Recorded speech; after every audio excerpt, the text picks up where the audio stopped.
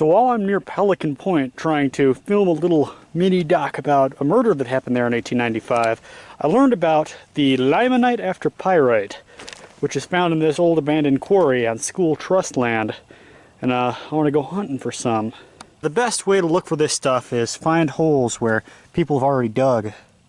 And you can see, I mean, that's got a crystal structure in it. This is a nice cube. And these form after pyrite cubes. They're, you know, they naturally form cubic crystals, and then over the eons they get replaced over time by limonite. And in this rock you've got a couple crystals, but they're not very well formed. And this is the kind of stuff that forms on the western shores of Lake Utah. The West Desert is perfect for rock hounding, and you can see pretty much all the black rocks here are limonite, but you're looking for crystals. And this here is probably the best little hunk I've found so far. Let's see if I can't get the camera to focus on it. That's going to look real pretty when you polish it off. And it's all about finding square looking stuff. So let's see, I bet that's going to be a decent one once it gets polished, once you clean it. Going to want to look for is up there the soil is a bit more gray, but down here the clay gets to be really colorful and it shows a lot of minerals in it. And I found this, which is not limonite after pyrite, seems to be a bunch of garnets, which is still pretty cool to find. Some of these reveals won't be as good as others, but that looks like a nice sized chunk.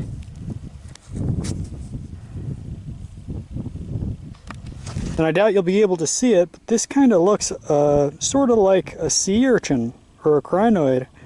But I mean, it makes sense because you used to have Lake Bonneville here, and Lake Utah and Salt Lake are kind of remnants of that.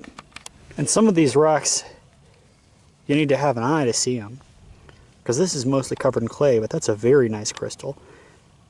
Check it out. That's a really nice sample, especially if I keep it in the rock. I'm going to see if I can't take some dental tools and scrape the rock out around it to make it look like a nice little mount. Then put some super glue around it maybe, just to keep it held in there securely. This hole is a perfect example when I say go where people have gone before. You can find plenty of cool cubes, and these are actually in the stone.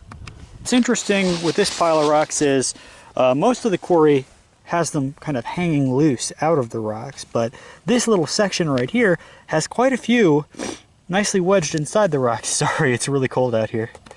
As near as I can tell, this must have been a spot with a spring at some point, kind of a hot water spring, because while you have very nicely mineralized rocks like that one, you also have a couple of fossils like this, crinoid stems, and this is a photo of what crinoids would have looked like back when they were still alive. Just happened to knock this one over, and look at that beautiful pink oxidation around the outside of that crystal. We just found the best crystal of the day right here. Look at that. I saw this one and my heart just dropped. Wow.